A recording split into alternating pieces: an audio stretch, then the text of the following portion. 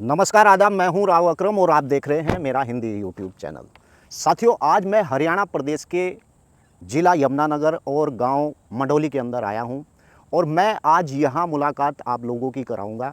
विजय कुमार मेहता जी एक किसान हैं, उनसे हम आज बात करेंगे और साथ में जानेंगे कि उत्तराखंड और उत्तर प्रदेश की उपेक्षा यानी कि हरियाणा प्रदेश के किसानों को हरियाणा प्रदेश की राज्य सरकार किस प्रकार की सुविधाएं मुहैया कराती हैं और साथ ही खेती किसानी के बारे में भी हम विस्तार से जानकारी करेंगे और जानकारी करेंगे कि ये जो विजय कुमार मेहता जी हैं, ये अक्सर कर आप इधर दिखाना, ये केले की खेती भी करते हैं।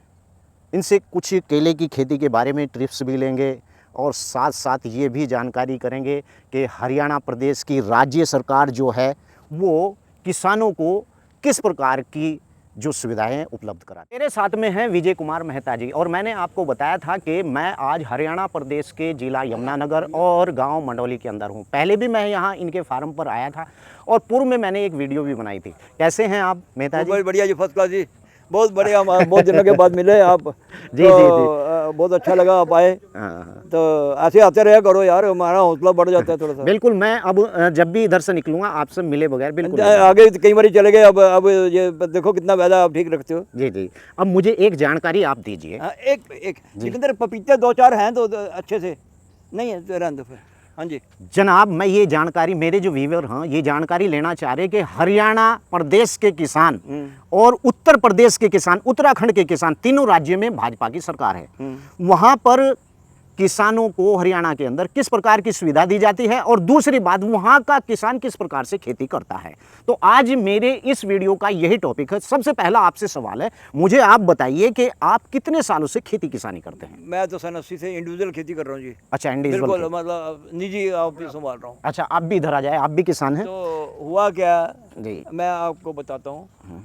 जो हमारे से आगे लाडवा है वो हमारे से 10 साल एडवांस है। जो लाडवा? लाडवा। अच्छा अच्छा। जो मतलब रिदौर से आगे जो एरिया है वो खेती करने के मामले में हमारे से 10 साल एडवांस है, आगे कैथल तक, आगे तक पूरा रहना। अच्छा अच्छा अच्छा। खेती के मामले में।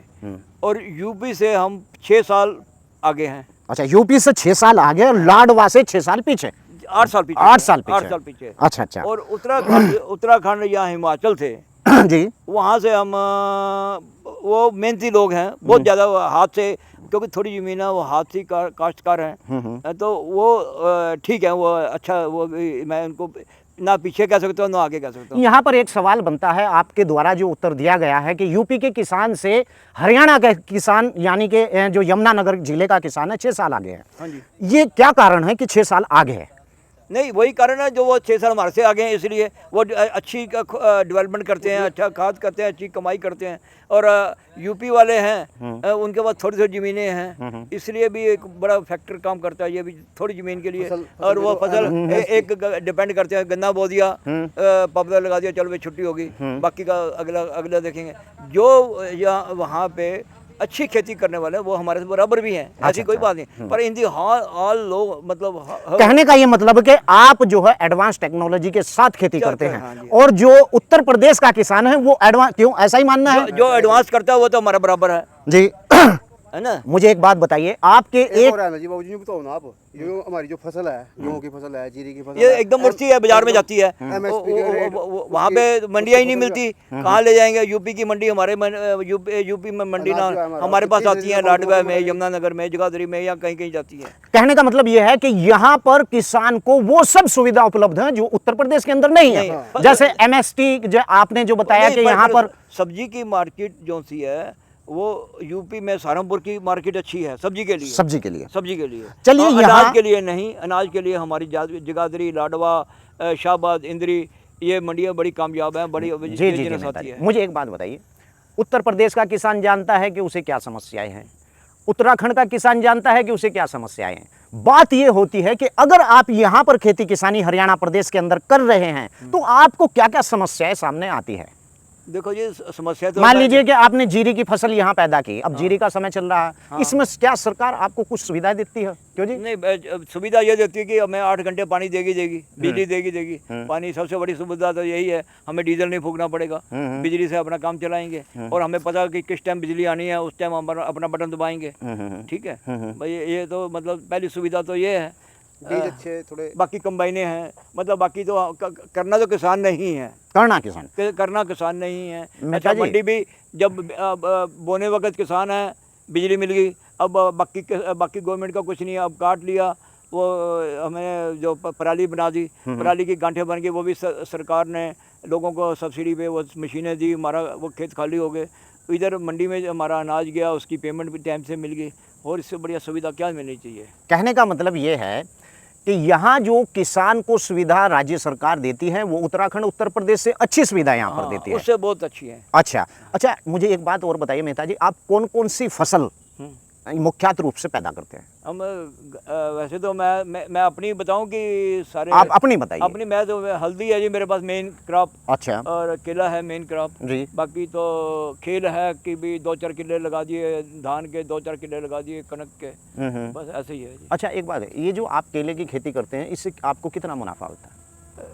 ये किसान का सबसे बड़ी बात बता दूँ मैं आपको, लेखा गिनना काटा पा। तो अगर हिसाब किताब लगा लो ना, तो किसान ना कोई कहीं पे भी पूरे वर्ल्ड में, बता रहा हूँ मैं, वर्ल्ड का छोड़ो हिंदुस्तान में, अगर वो हिसाब किताब लगा के चलेगा तो वो जीरो है और वो घाटे में ही है। अच्छा, आपने जैसे बताया कि मैं हल्दी की खेती का भी उपयोग करता हूँ। हाँ जी। हल्दी की खेती, हाँ। हल्दी की खेती पैदावार आप करते हैं तो इसमें ज़्यादा लागत आती है या गन्ने में ज़्यादा लागत आती है?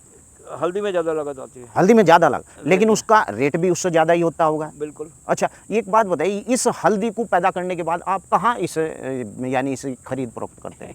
मैं तो रिटेल में जी किलो के हिसाब से बेचता हूँ। किलो के हिसाब से? हाँ। अच्छा, अधिकतर किस काम में ज़्यादा लाई जाती है? ये बस कच्ची खाने में आती है या इसका पाउडर बनता है। अच्छा, पाउडर बनता है जो मार्केट में पाउडर के रूप में आती है, ये वही हल्दी है? ये वही हल्दी है। अच्छा। उसमें जो मार्केट में आती है उसका आप कुछ नहीं कह सकते, क्योंकि उसमें मिलावट भी हो सकती है। अच्छा, हमारे पास ऑर्गेनिक टाइप की है, ऑर्गेनिक तो नहीं मैं कह सकता क्योंकि खेत मेरा ऑर्गेनिक नहीं है। बाकी मैं खाद पानी कुछ नहीं डालता, देसी खाद के ऊपर सुनो जी। तो इसी के ऊपर है मेरे अपने ऑनलाइन सारे जितनी भी हल्दी पाउडर बनता है सारा बिक जाता है। सब बिक जाता है, तो इसमें ज़्यादा मुनाफा होता है आपको?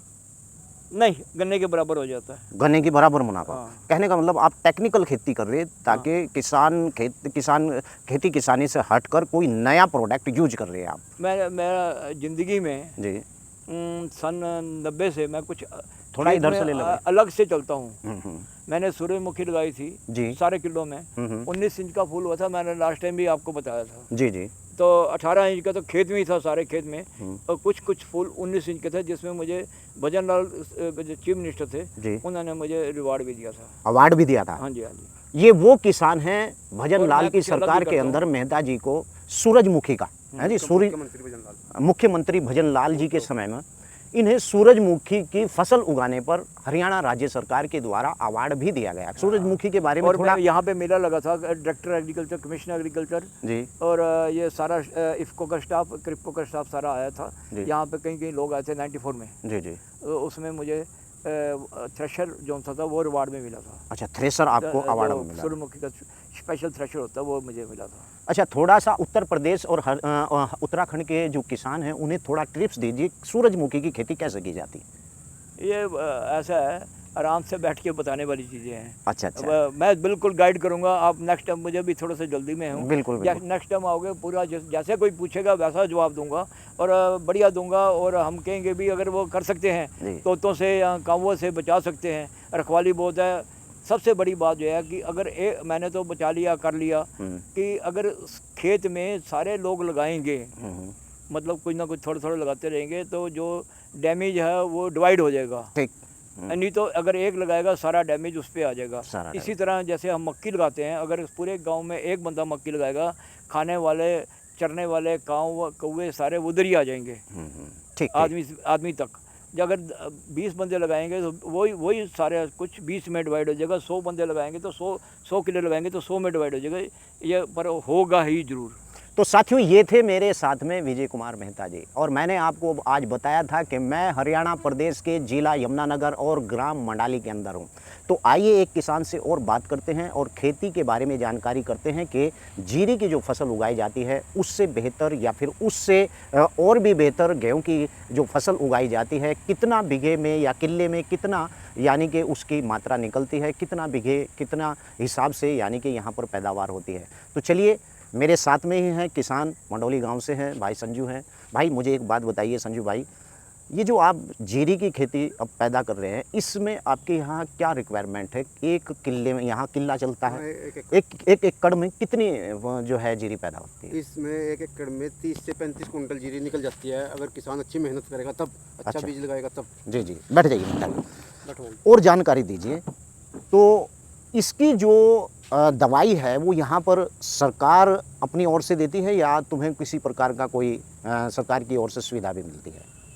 धान की दवाई तो नहीं देती सरकार, वो तो जिम्मेदार अपने आप खुद लेकर आता है। लेकिन गन्ने की जो दवाई है, गन्ने में जो दवाई डाली जाती है उसमें मिल आधी सब्सिडी के रेट पे, आधे पैसे किसान से लेगा, आधे खुद देगा। अच्छा, वो गन्ना सप्लाई मिल में से मिलेगी।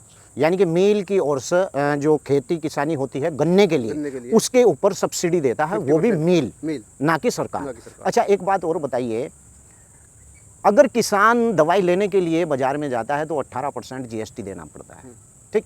किसान अगर, बाबू जी ये सवाल आपके भी मतलब का, किसान अगर कोई इम्प्लीमेंट्स लेने के लिए जाता है तो 18% GST है। तो सरकार से आप आग्रह नहीं करेंगे कि इस GST को थोड़ा कम कर दे किसान के ऊपर से? वो तो करना चाहिए, वो तो हम आग्रह भी करेंगे, लेकिन इम्प्लीमेंट्स जो भी लेंगे हम, जैसे स्प्रे करने की मशीन लेंगे या खेती का कोई भी मतलब अपना यंत्र लेंगे कृषि करने का, जैसे थ्रेसर होगी या अब गन्ना बांटने के लिए चल रहा, उस पे सरकार हमें सब्सिडी देगी, दे अपनी तरफ से, किसी पे 30%, किसी पे 35%, किसी पे 40%। अच्छा, एक चीज मुझे याद आई तो